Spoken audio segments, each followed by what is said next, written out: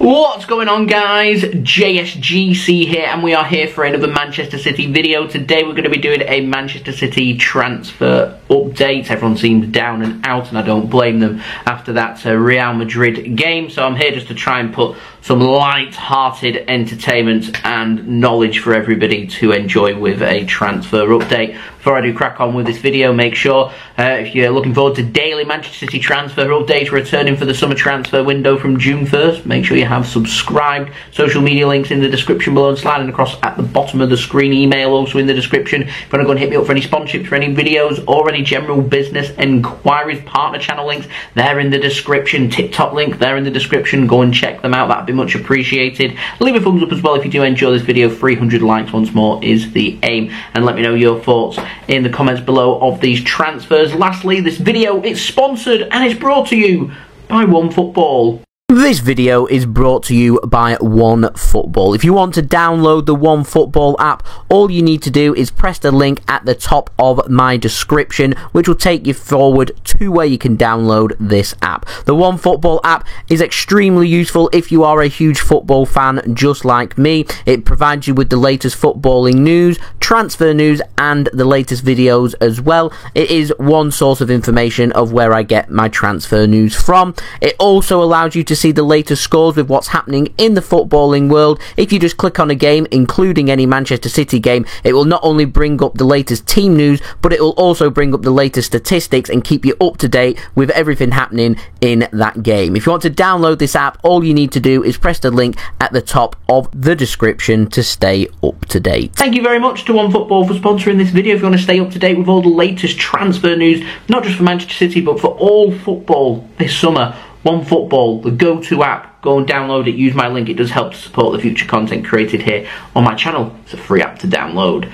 Rightio then, contract news. We've got an update on Pep Guardiola. Now, Matteo Moretto in Italy says that Manchester City are currently negotiating with Pep Guardiola for a contract extension. We have already heard murmurs about this, so that news doesn't come as a surprise. I've heard a 1-year extension, I've heard a 2-year extension, and Matteo Moretto is saying he's hearing a 2-year extension for Pep Guardiola, and City are working on an extension until the summer of 2025. Of course, his contract does end in the summer of 2023, so a 2-year extension on top of his current deal would be good news. So it'd be a 3-year contract from now. So, moving on to the outs, we've got an update on Gavin Bazunu. Spent the season out on loan at Portsmouth, of course. He's the Irish goalkeeper. Had a marvellous season. Because of that, he's getting linked with moves away from Manchester City, and TalkSport have said that Southampton, they're interested in signing Gavin Bazunu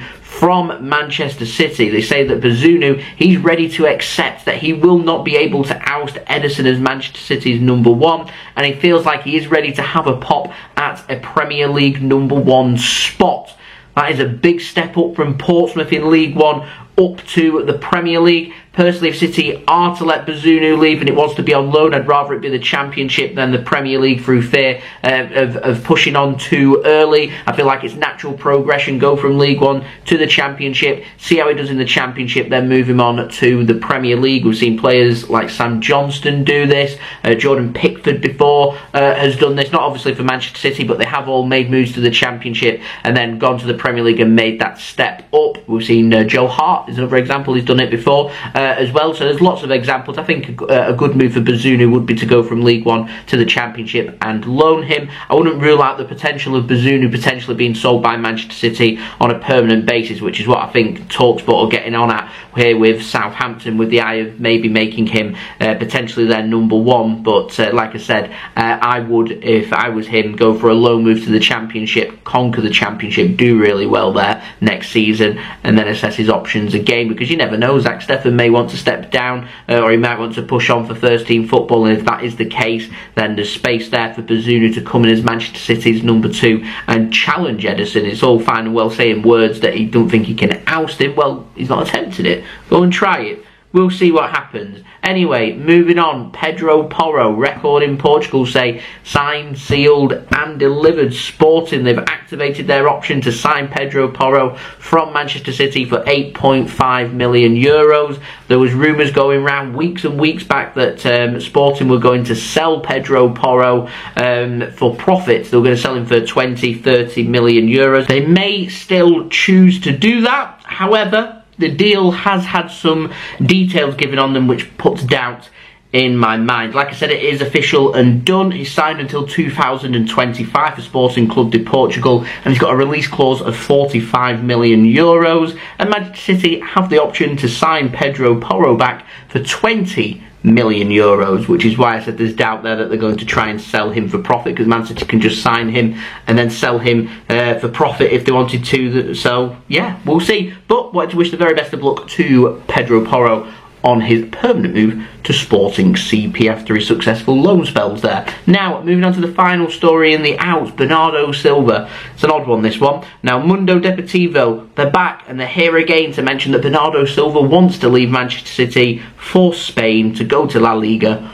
once more. Heard this all last summer and we're here again this summer running things on repeat. But they did mention something very interesting, which is why I've included it in this video. They say that Barcelona are keen, they remain keen to try and sign him this summer, but they've described it as being a complicated financial transfer, which translates to they can't afford him. Now, they say that Frenkie de Jong could be explored to be swapped in exchange for Bernardo Silva. However, no real information was given with regards to the swap and whether any fees would be paid, or whether it'd be two separate transfers like it was with Danilo and Cancelo. There isn't that many details to it, so I don't really buy it. They're claiming that Bernardo Silva wants to leave Manchester City, he's once more unhappy, but to me, Bernardo Silva, every time I've seen him on the pitch, he's wearing the Manchester City shirt, he always looks so settled, so happy, and doing really well.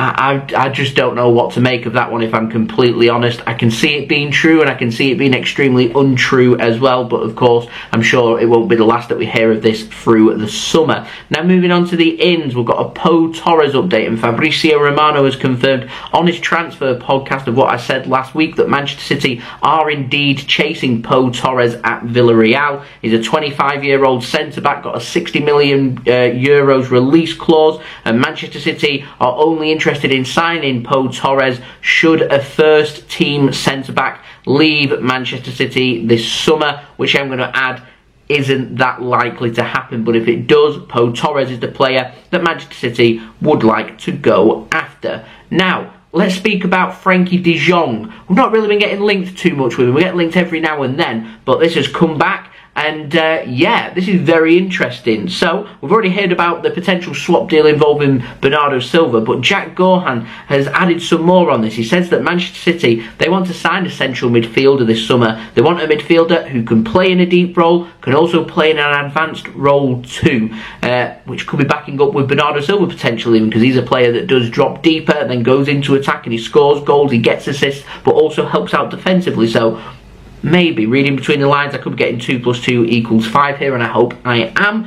But De Jong's name continues to be chucked out there, and Pep Guardiola remains keen on signing Frenkie de Jong, is the word that I'm hearing. Pep Guardiola wanted Frenkie de Jong 3 summers ago before Barcelona got him, and Barcelona, it's been described as being a financial restriction, may lead to them selling de Jong in the summer. And we have had previous comments about de Jong potentially wanting to leave Barcelona to go and pursue his objective of potentially winning the Champions League, which maybe he doesn't think he can do at Barcelona. I don't know. I'll keep my eyes and ears open on that one. Now, moving on to the final story, we cannot have a transfer update without speaking about Erling Haaland. Now, Raymond Alvarez de Mon, a journalist in Spain, has said that Haaland to Real Madrid, it's now a no-go option for them. They've said that they have concerns over his injuries, and they've decided, therefore, not to make a move for Erling Haaland this summer. And I imagine this has nothing to do